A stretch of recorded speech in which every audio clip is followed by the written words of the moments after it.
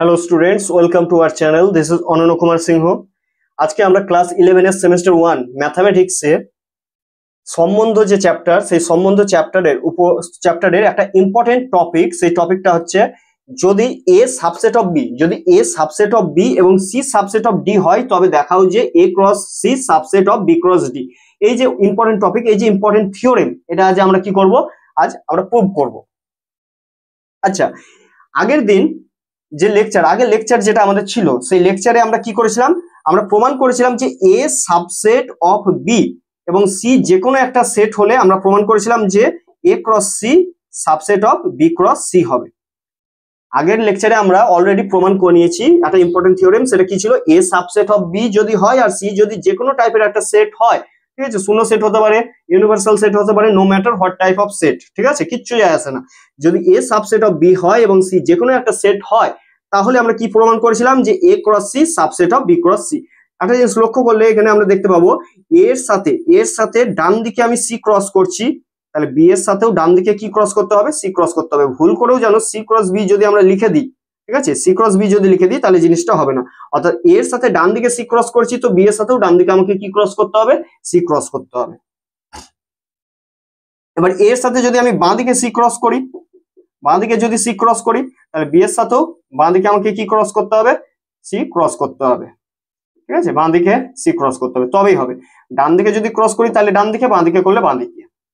আচ্ছা, আজকের যে থিওরেমটা প্রমাণ করব আমরা, সেই থিওরেমটা হচ্ছে A subset of B C subset of D. আচ্ছা, প্রদত্ত কি, গিভেন হচ্ছে, প্রদত্ত হচ্ছে এ সাবসেট অফ বি এবং এ সাবসেট অফ বি বলে দিয়েছে, আর সি সাবসেট অফ ডি, এই দুটো কথা আমাদের বলে দিয়েছে। আমাদের প্রমাণ করতে হবে যে A cross C subset of B cross D.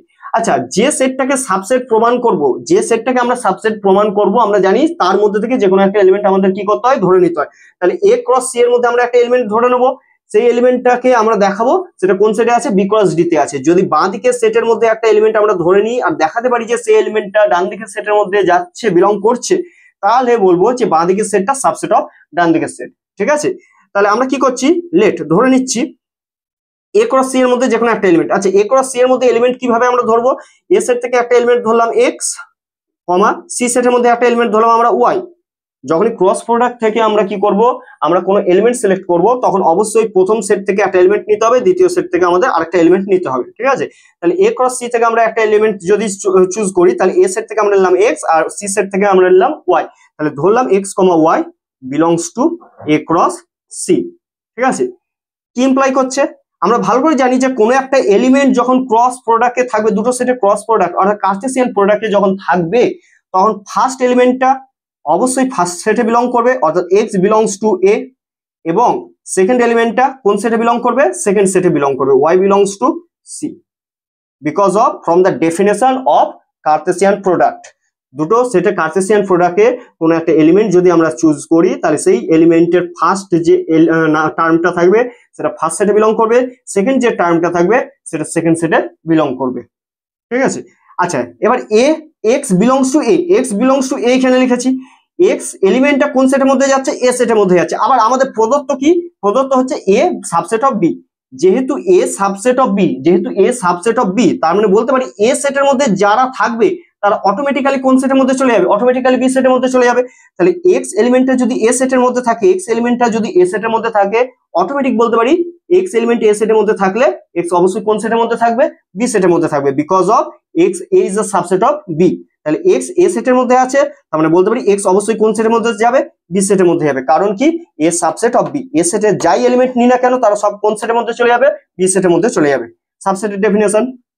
এবং ওয়াই বিলংস টু সি, কথা মানে কি, সি সেটের মধ্যে যাই এলিমেন্ট নি না কেন সেটা অবশ্যই কোন সেটের মধ্যে যাবে, ডি সেটের মধ্যে যাবে। কারণ প্রদত্ত কি, সি সাবসেট অফ ডি। তাহলে সি যদি ডি এর সাবসেট হয়, তাহলে সি এর মধ্যে থেকে তোমরা যদি ওয়াই নাও, সি সেটের মধ্যে থেকে যে কোনো এলিমেন্ট যদি ওয়াই নাও, তাহলে ওয়াই এলিমেন্টটা অবশ্যই কার মধ্যে চলে যাবে, ডি সেটের মধ্যে চলে যাবে। তাহলে বলতে পারি ওয়াই বিলংস টু ডি, কারণ ওয়াই বিলংস টু সি হলে ওয়াই বিলংস টু ডি হবে, কারণ কি, সি সাবসেট অফ ডি। তাহলে এখানে দুটো আমরা নিয়ম অ্যাপ্লাই করলাম, এ সাবসেট অফ বি এবং সি সাবসেট অফ ডি। এবার এই দুটো কথাকে একসাথে যদি কম্বাইন করি তাহলে কি আসবে, এখানে এক্স আছে, এখানে ওয়াই আছে, তাহলে আমরা লিখতে পারি X comma Y belongs to B set আছে আর ডি সেট আছে, তাহলে লিখতে পারি B cross D. X comma Y belongs to B cross D. দেখো লক্ষ্য করো, এক্স বিতে আসছে আর ওয়াই কিসে আসছে, ডিতে আসছে। এক্স বিতে আসছে আর ওয়াই ডিতে আসছে, তাহলে এক্স বিতে আর ওয়াই ডিতে থাকাকালীন তাহলে কম্বাইন করলে কি হবে, X comma Y belongs to B cross D. তাহলে দেখা যাচ্ছে এক্স কমা ওয়াই এলিমেন্টটা এ ক্রস সি তে থাকাকালীন, এক্স কমা ওয়াই এলিমেন্টটা এ ক্রস সি তে থাকাকালীন এক্স কমা ওয়াই এলিমেন্টটা বি ক্রস ডি তে আসছে।